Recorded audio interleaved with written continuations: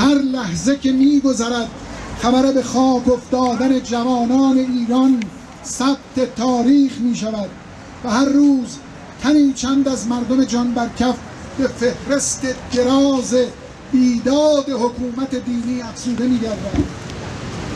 با وجود حاکمیتی برخوردار از اراده غارت و غافل از منافع ملی و فارغ از هر گونه نگرانی درباره آرامش و امنیت و رفاه و بهداشت و فرهنگ مردم ایران، طبیعی است که تنگ دستان و طبقات نادار و محتاجان به قوت لایموت از نخستین قربانیان سیری ناپذیری و بی‌عدالتی مهار گسیخته حکومت ملایان باشند. هر سکه‌ای که در این 4 دهه به نام دین یا به نام صدور انقلاب و بسط اسلامیسم سیاسی به چاه ویل چپاولگران حکومت دینی ریخته شده، نانی بوده است که از سفره مردم تهیدست و مظلوم ایران رو بودند. هرچند در آغاز تهاجم خویش به نام دفاع از مستضعفان و محرومان آمده بودند و بدین خدعه بود که حاکمیت ملی را به نفع فقیهان غصب کردند و پیش چشم جهانیان طی 40 سال آزگار از ملت ایران امتی ذلیل و منکوب شعارهای پوچ سیاسی دینی ساختند. امروز روز فریاد غارت شدگان و به مغاک فقر فرو افتادگان است. حکومت دینی به زیستن شرافتمندانه و انسانی آنان کمکی نرسانده است، اما در کشتن و سرکوب آنان دستی دراز دارد، دستی که تجربه های 40 سالش در قتل مردم نیک برخوردار و به قساوت قتل اهل شهر پشتگرم است. باید دانست که هیچ یک از احاد جامعه ایران هرگز از خشونت و بیداد نظامی چنین متکی به فریب و سالوس ایمن نبوده است و هیچ گروه اجتماعی و فرهنگی و عقیدتی نیست که از صدمات این تئوکراسی بیرحم و از تسلط و تحکم زورمدارانه صنف روحانیت شیعه زخمی بر جگر و از مردم کشی‌های عمال آنان داغی بر دل نداشته بوده باشد. چو پرده‌دار به شمشیر میزند همه را، کسی مقیم حریم حرم نخواهد ماند. بسیاری از ما ایرانیان به رغم میل خود ترک دیار گفته ایم و به واسطه فشار و اختناق و هجوم ضد فرهنگ و سیاست خشونت گستر تک‌صدا و تحمیل دین حکومتی و تزریق هویت سوز رفتارها و کردارها و پندارهای واپسمانده جابران کهن‌اندیش آواره و سرگردان این سو آن سوی جهان فراخ شدیم. از این رو ما نیز به سهم خود بخش مهمی از قربانیان چنین نظم بیدادگری به شمار می آییم. در میان ما بنابر آماری که از 6 تا 7 میلیون سخن میگوید جمعی حدود 10% از جمعیت 70 میلیونی ایرانیم.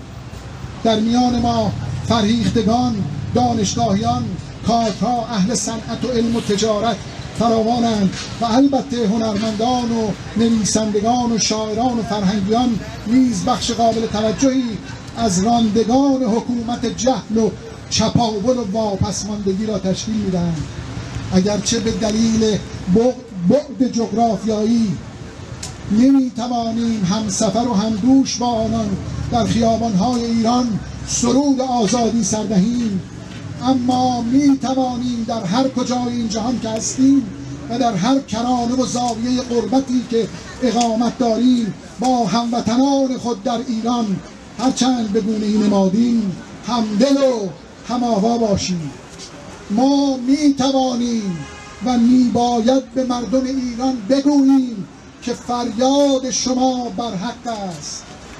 خواستهای اجتماعی، سیاسی حقوقی شما برآیند و بازتاب آرمان‌های به ثمر نرسیده پدران و مادران شما در یکی دو قرن اخیر است. شما در اعتراض به بی‌عدالتی، فساد، رانتخواری و خودی ناخودی سازی‌های مشتی فرومایه که ثروت ملی را به انواع شیوه‌های علنی و سری به یغما میبرند صاحب حقید و در مطالبه حقوق پایمال شده انسانی، معیشتی و فرهنگی خود حق دارید. می توانیم و می باید به آنها بگوییم که مردم آزاده و متمدن جهان به رهایی شما چشم دوختند و با نگاهی ستایشگر مبارزات پیگیر و دلیرانه شما را در راه آزادی و برابری و برادری و در جهت میل به جامعه آزاد و آزادی گستر دنبال می کنند. جامعه ای که در آن به طور قطع امر دین از امر حکومت جدا خواهد بود و بدین گونه هم دین از آزمندی و سوء استفاده قدرت طلبان مزور و شیادان خوداگر خواهد رهید و هم اداره حکومت و دولت از سوی ملت بر عهده سیاستمداران و دانایان و آموختگان این علم قرار خواهد گرفت. آری، هنرمندان، نویسندگان، شاعران و فرهنگیان تبعیدی و قربانیان مهاجرت اجباری نیز همچون سایر جدا افتادگان از وطن مألوف می توانند و می باید بازتاب صدای خیزش ملت خود باشند و چنین هدفی هم از طریق شرکت آنان در اجتماعات و گردهمایی ها میسر است و هم از طریق به ثمر نشاندن توانایی های حرفه‌ای و کاردانی های ذوقی و هنری آنها. هنرمندان و فرهنگیان دور از وطن به نیکی از محدودیت های نظری و عملی همکاران خود در ایران آگاهند و می‌دانند که تیغ بیرحم سانسور حکومتی به نام ارشاد با آنان چه می‌کند و تلقین و تزریق خودسانسوری از سوی دستگاه‌های گوناگون اختناق و ضد فرهنگ تک‌صدا با گوهر آفرینش هنری و ادبی آنان در چه جدال ناجوانمردانه و نابرابری است و غم نان در میان آنان چگونه در کار اندیشه کشی و هنرسوزی و بدلسازی است. آری، ما دردهای اهل هنر و ذوق و قلم در ایران را با تمام وجود خود ادراک می کنیم، چرا که خود نیز از آن وادی گریخته ایم و هنوز زخم‌های التیام نایافته‌ای از زنجیرهای فشار و سانسور و اجبار بر روان و پیکر خود داریم. ما می توانیم و می باید از همکاران و همسنفان خود بخواهیم و می باید این خواست را خاضعانه با آنان در میان گذاریم که اگر توان همراهی با آرمان‌های برحق مردم آزادی طلب و عدالتخواه در شما هست که هست، به هر شیوه که می توانید یاری خود را از مردم دریغ نکنید و با چنین انگیزه والایی به امواج پرتوان و افواج پرشور ملتی بپیوندید که برای آزادی خود، یعنی برای آزادی شما و فرزندان شما قیام کرده است. اینک فصل تازه‌ای آغاز شده است، طلیعه یک انقلاب عظیم فرهنگی و تمدنی در چشمانداز آتی جامعه ایران درخشیدن گرفته است. میهن ما و مردم مظلوم این ملک برای فرارسیدن هرچه زودتر و هرچه کم خطرتر آن لحظه موعود در انتظار همدلی و همراهی و همسرایی شما هستند. شما که مرغان بالگستر فرهنگ و اندیشه و ذوق هنرید در بلندای راه درازی که پیش رو داریم به پرواز درآیید. خلاقیت و توانایی فکری و علمی و ذوقی و هنری خود را به آرمان رهایی مردم هدیه کنید و به عنوان میراثبران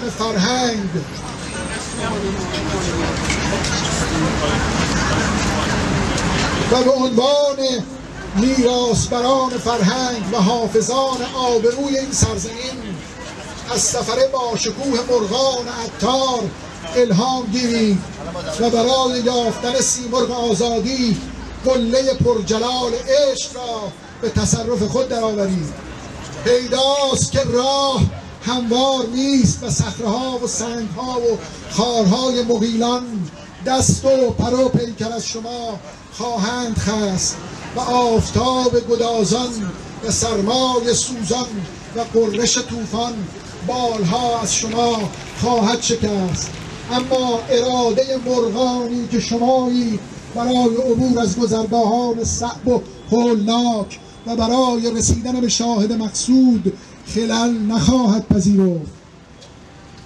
برخلاف تحریک رعب افکنان ایران سوریه نیست و سوریه نخواهد شد، زیرا ما ایرانیان بالجمله اعضای یک پیکریم در جلوه های گوناگون و رنگارنگ و برانیم تا همچون مرغان منطق الطیر سفر خطیر و دشوار خویش را در جستجوی سیمرغ رهایی پیگیریم تا سرانجام معاینه دریابیم که سیمرغ همان سیمرغ بوده است که همین ماییم و در این راه هیچ رعبی به دلهای ما راه نخواهد یافت، زیرا همچنان که حافظ گفت ترسیدن ما چون که خود از بیم بلا بود، اکنون ز چه ترسیم که در عین بلایی.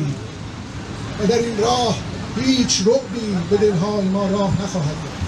آخرین سخن نیز همان است که حافظ بزرگ ما حدود 800 سال پیش خطاب به ما زیر این گنبد نیلی ترین افکن ساخته است: ز فکر تفرقه بازآی تا شوی مجموع، به حکم آن که چو شد اهرمن سروش آمد. پیروز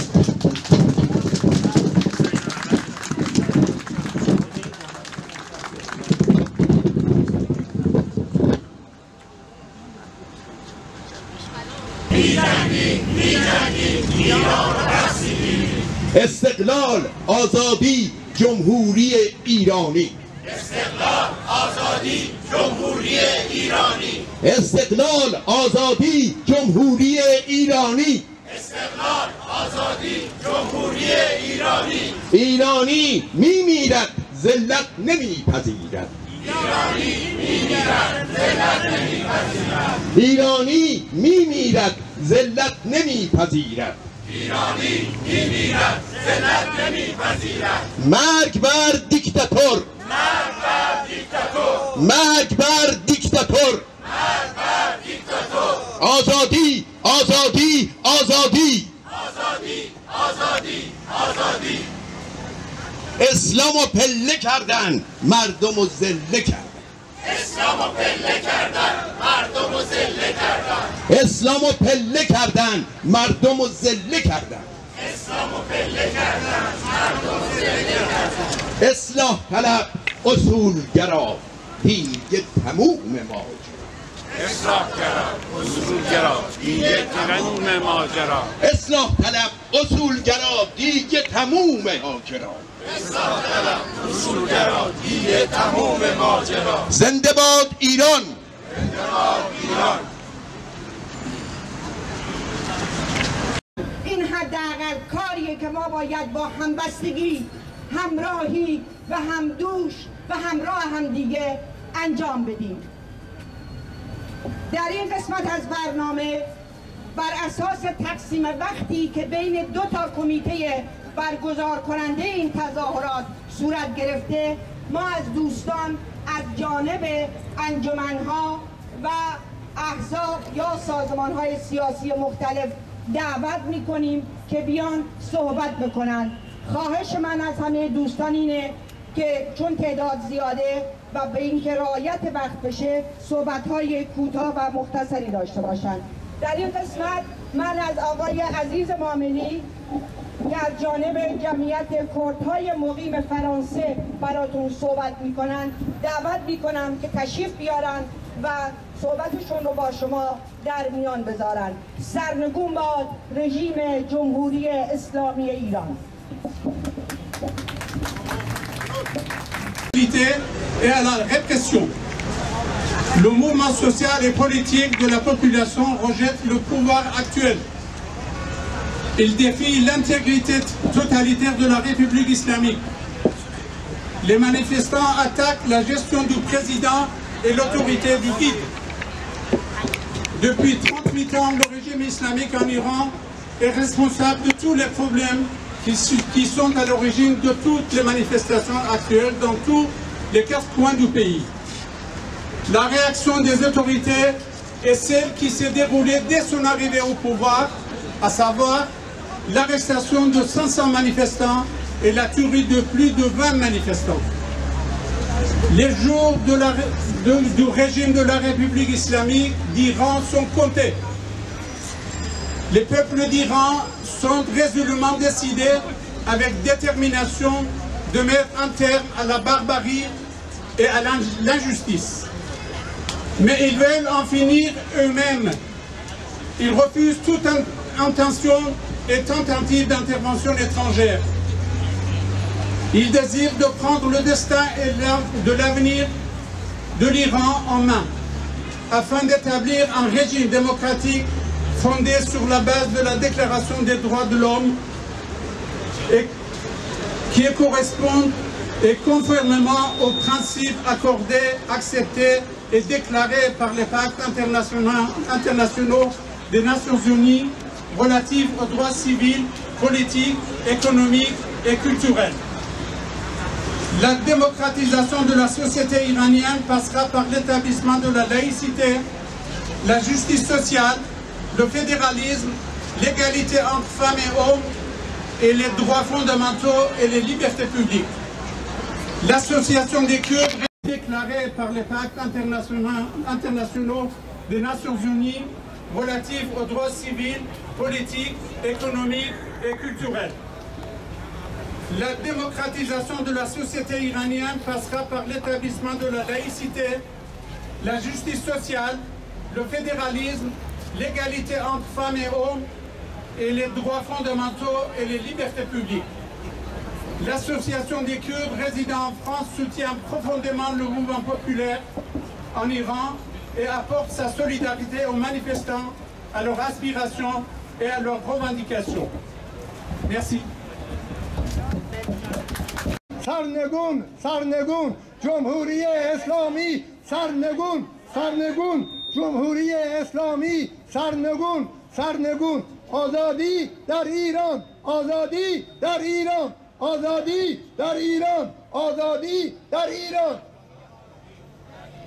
زندانی سیاسی آزاد باید گردد زندانی سیاسی آزاد باید گردد زندانی سیاسی آزاد باید گردد زندانی سیاسی آزاد باید گردد هم میهن حمایتت میکنیم هم میهن حمایتت میکنیم زندان و شکنجه بس است اعدام و سرکوب بس است زندان و شکنجه بس است اعدام و سرکوب بس است پاسدار بسیجی ننگت باد ننگت باد بسیجی ننگت باد ننگت باد تهدید و سرکوب محکوم است محکوم است تهدید و سرکوب محکوم است محکوم است مردم به تنگ آمدن آزادی آزادی مردم به تنگ آمدن آزادی آزادی مردم به تنگ آمدن آزادی آزادی در ایران جمهوری اسلامی نمیخوان در ایران جمهوری اسلامی نمیخوان Vive la lutte du peuple iranien, vive la démocratie, vive la liberté.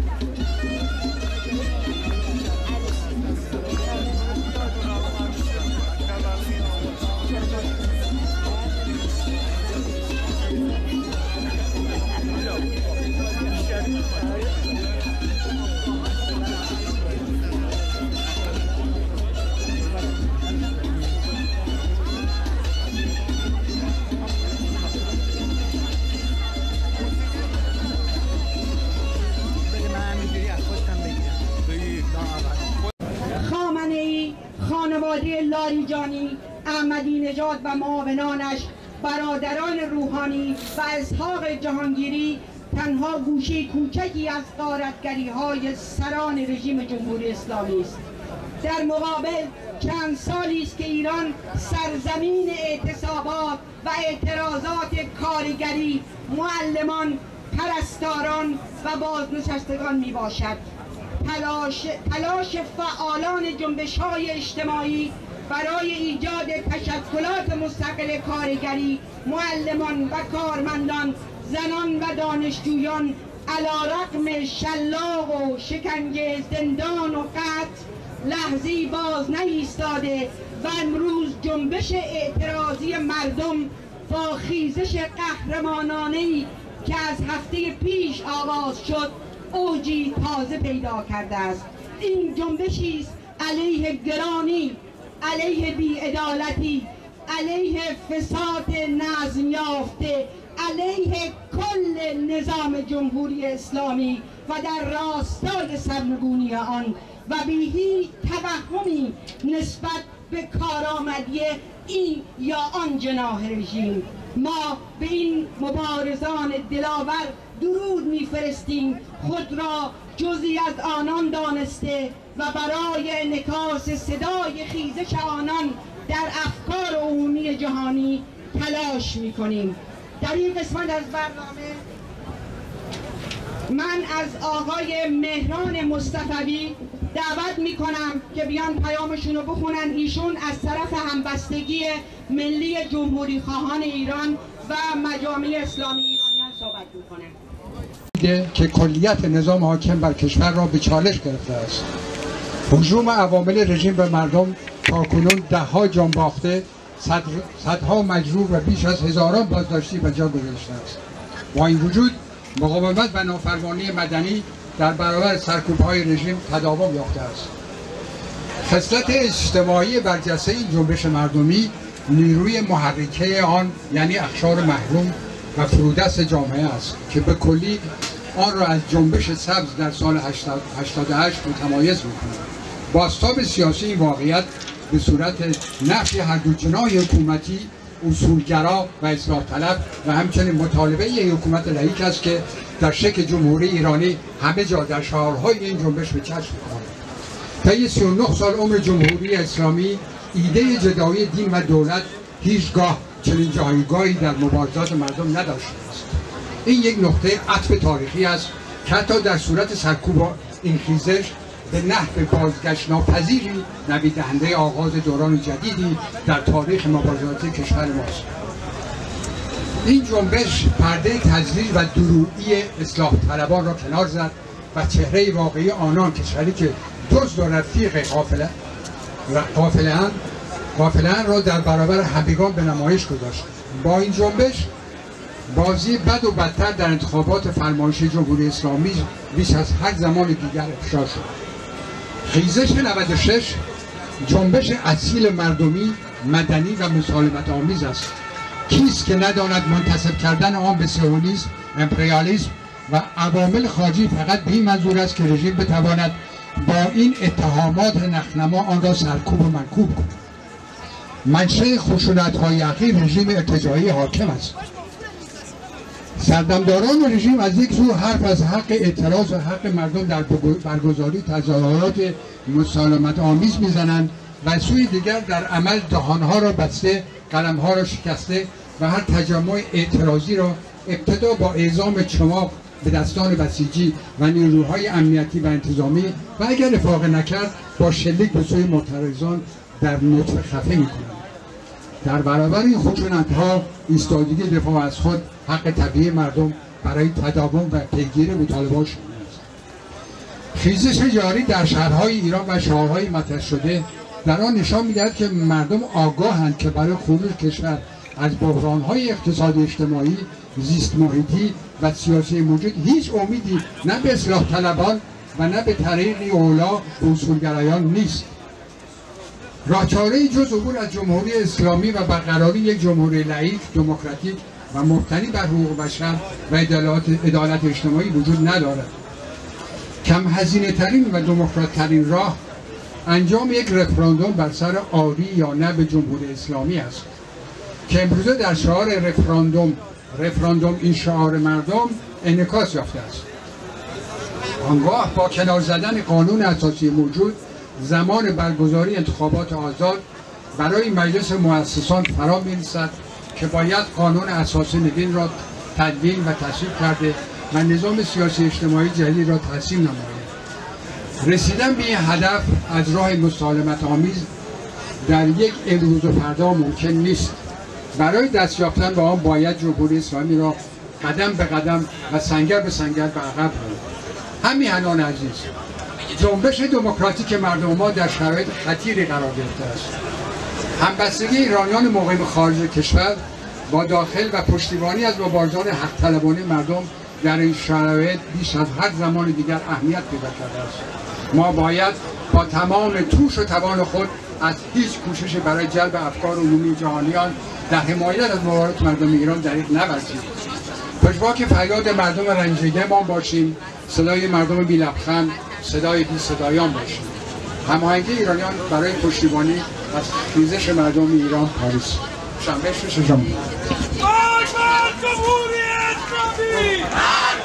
جمهوری اسلامی! خامنه‌ای حیا کن! مملکتو رها کن! خامنه‌ای حیا کن! مملکتو رها کن! مرد بر دیکتاتور! مرد بر دیکتاتور! مرد بر جمهوری اسلامی! مرد بر جمهوری اسلامی! خامنه‌ای حیا کن! مملکتو رها کن! خامنه‌ای حیا کن! همیهنان عزیز، جنبش دموکراتیک مردم ما در ستور ابا دیکتاتور نو علی رپوبلیک اسلامی گونیغان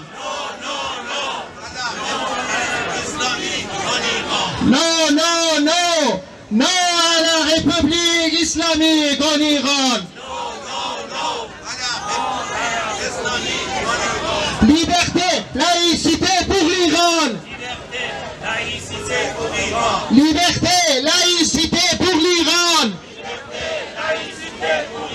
Liberté, laïcité pour l'Iran. Libérez les prisonniers politiques en Iran.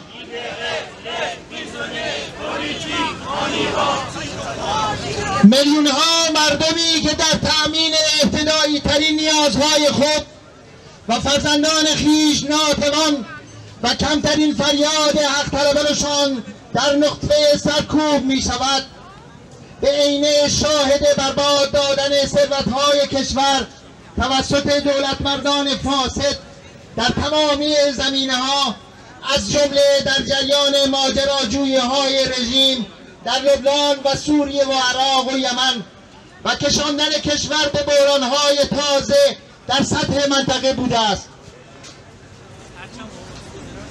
این جنبش تا همین جایش برگ تازه‌ای در تاریخ مبارزاتی مردم ایران در مبارزه علیه رژیم فقها و برای دستیابی به آزادی و دموکراسی و عدالت اجتماعی و حقوق بشر و تحول از جمهوری اسلامی به جمهوری ایرانی گشوده است. استقلال، آزادی، جمهوری ایرانی. استقلال، آزادی، جمهوری ایرانی. ما همه ایرانی هستیم.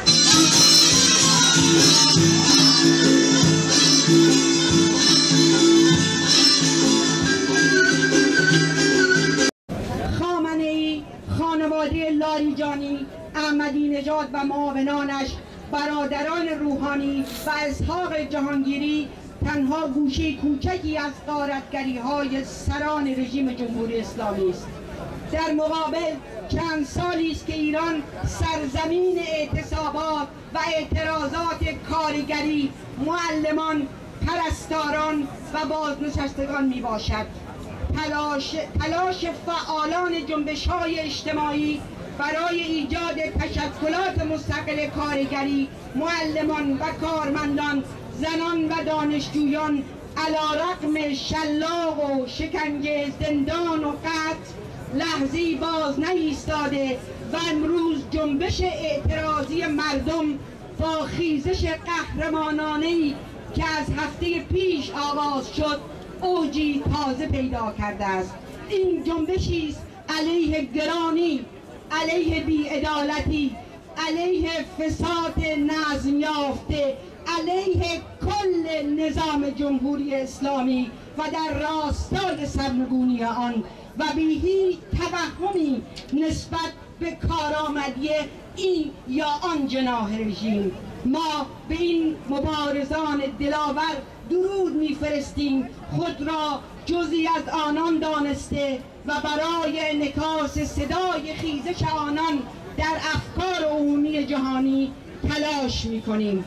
و با گره زدنش با آزادی در سراسر ایران چهره نموده، پیش از هر چیز به استقلالش از ارتجاع منطقه و امپریالیست‌های حاکم و اونهایی که میخوان سرنوشت مردم ایران رو بر اساس مطامع و منافع خودشون رقم بزنند، با استقلال به میدان آمده و با این استقلال می‌جنگه، با شعار نان و آزادی، شعاری که توده های لگدمال شده، غارت شده، آنهایی که سفره‌های خانیشون رو هیئت حاکمه و آقازاده‌های جنایتکار رو باید میلیارد در بانک‌های بیرون از ایران حتی انباشت می‌کنند و گرسنگان را گرسنه‌تر کردند و فربه شدگان نو رسیده را از برکت رژیم آدمخوار و جنایتکار به سرمایه‌داری جمهوری اسلامی فربه کردند.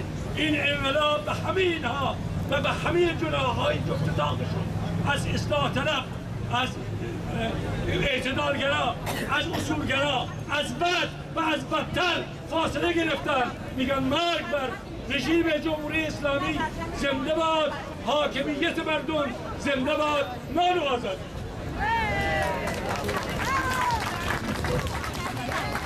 در این قسمت از برنامه از آقای فرهنگ قاسمی دعوت میکنم تشریف بیارن، ایشون از جانب همبستگی ملی جمهوری خواهان ایران صحبت میکنن. با عرض سلام خدمت خانوم ها و آقایونی که به این جمع آمدن، در واقع حضور همه ما امروز در اینجا پشتیبانی از حرکت و اعتراضات و بالاخره جنبش مردم ایرانه. در ابتدا برای مسائل اقتصادی و بعد برای آزادی و برای تمام اجحافاتی که از نظر سیاسی و حقوق بشری نسبت به مردم ایران شده پشتیبانی میکنیم. اعتراض و اعتصاب حق مسلم همه مردم در همه جای جهان است. هیچ دولتی به هیچ عذر و بهانه‌ای نمیتونه و اجازه نداره جلوی اعتصاب کنندگان و اعتراض کنندگان را بگیره، بزنه، بکشه، زندان بکنه. ما باید با کمیته های پشتیبانی در سراسر جهان هر جایی که میتونیم از این اعتصابات و اعتراضات پشتیبانی بکنیم. من سخنم رو همینجا تموم میکنم و از خانوم مهتاب قربانی که چیزی که نوشته شده خواهش میکنم که بیان اینو بخونن. نه به جمهوری اسلامی، آری به آزادی، استقلال، دموکراسی.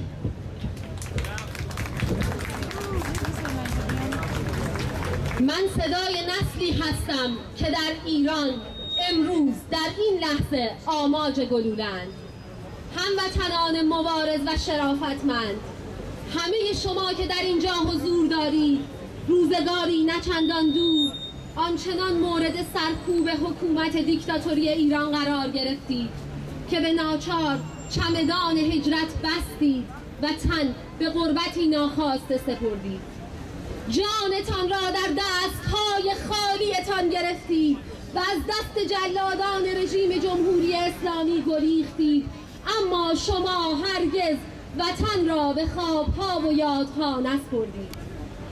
امروز وطن در جنبش و در خروش است و ما اینجا جمع شده ایم تا صدای فریاد ملت ایران باشیم.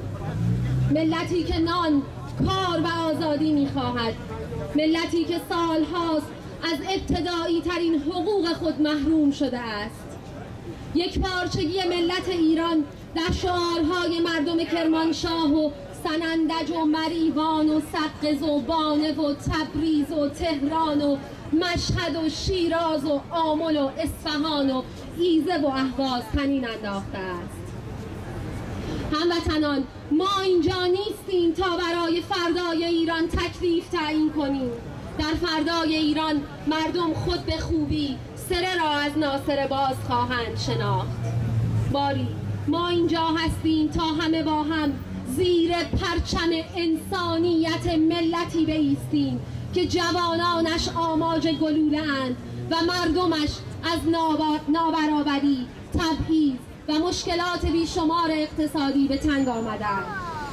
ما اینجا هستیم تا صدای مردمی باشیم که با تنها سلاحشان فریاد به خیابانها آمدند. بر ماست که نام و تصویر بازداشت شدگان را علنی کنیم که در اتحاد و همدلی خشونت علیه مردم ایران را محکوم کنیم، همراه و هم مسیرشان باشیم. امروز ملت ایران فریاد آزادی سر داده و دست از جان خود شسته است. دختران و پسران سرزمین مادری برای ابتدایی ترین حقوق خود خاک را از خون خود سرخفام کرده اند و ما، همه ما، تنمان اینجا و جانمان در وطن رو به ایران می‌ایستیم و به دور از تمام اختلاف‌های فکری و سیاسی خواست حق طلبانه ملت ایران را فریاد می‌زنیم. اعتصابات و اعتراضات بر اساس مبانی منشور جهانی حقوق بشر حق مسلم مردم ماست. ما خواهان آزادی بدون قید و شرط همه دستگیر شدگان تظاهرات اخیر و تمام زندانیان سیاسی هستیم. ما هم بستگی خود را با خانواده های کسانی که در این اعتراضات و اعتصابات جان خود را از دست دادند اعلام می‌کنیم. ما زندانی کردن کنشگران اجتماعی، سیاسی، فرهنگی، هنری، کارگران، معلمان، دانشجویان و زنان مبارز ایران را محکوم نموده و خود را با آنان همبسته می‌دانیم و برای آزادیشان مبارزه می‌کنیم.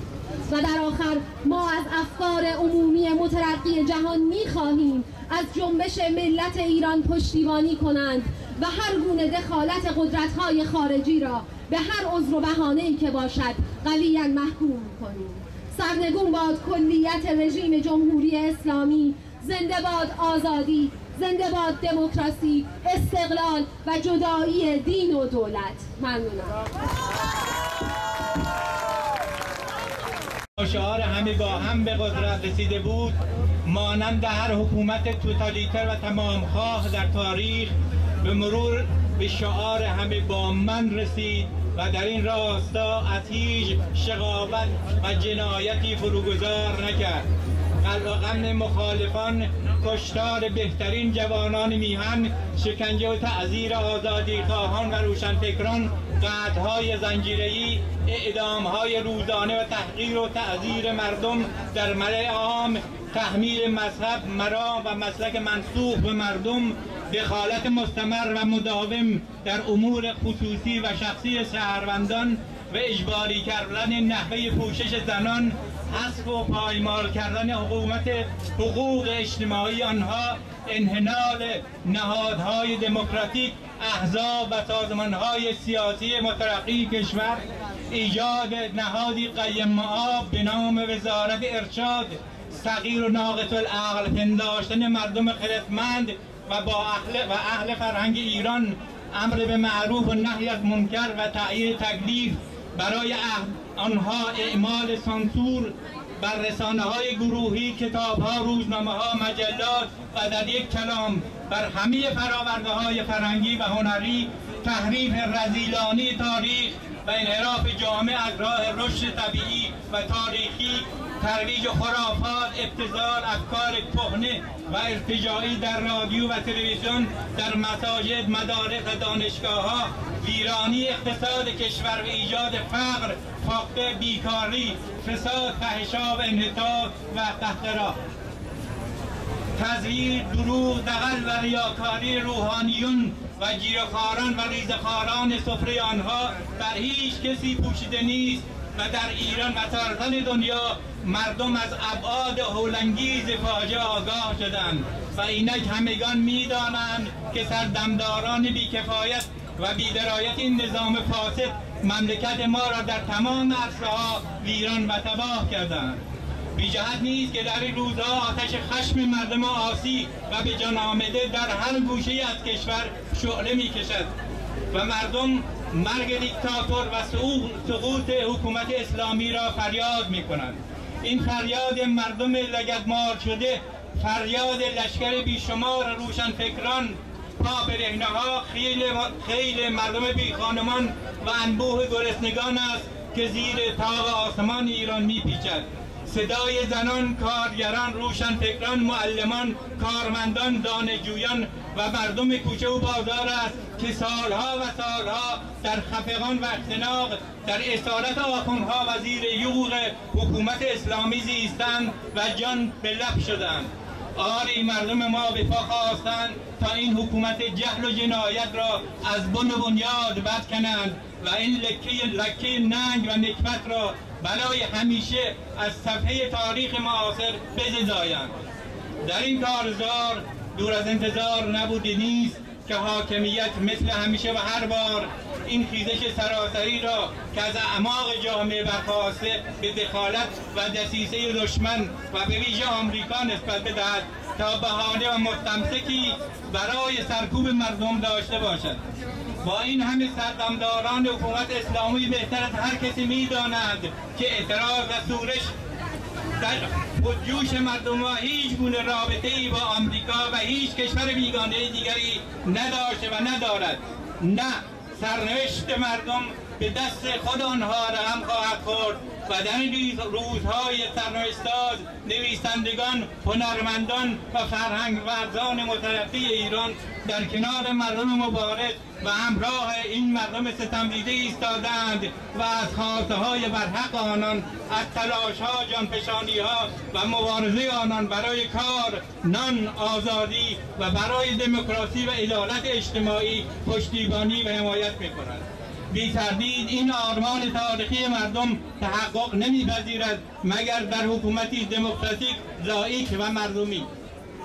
ما نویسندگان و شاعران و هنرمندان از اهل فرهنگ، اندیشه و هنر خواستاریم که در این برهه حساس از تاریخ که سرنوشت مردم ایران رقم می‌خورد، حمایت همه جانبه خویش را از مردم دریغ ندارند و آنها را در نبرد برای آزادی، دموکراسی و عدالت اجتماعی تنها نگذارند. ممنون.